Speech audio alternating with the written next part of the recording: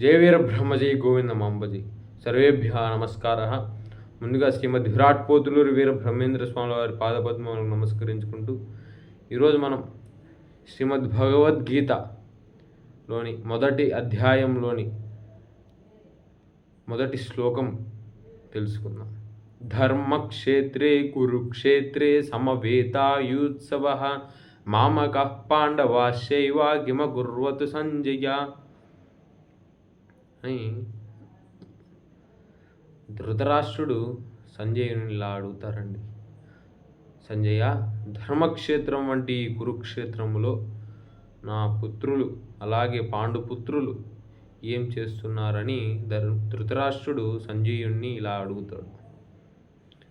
స్వస్తి. శతమానం భవతి శతాయు పురుష శతేంద్రియ ఆయుష్యేవేంద్రియే ప్రతిష్టతి.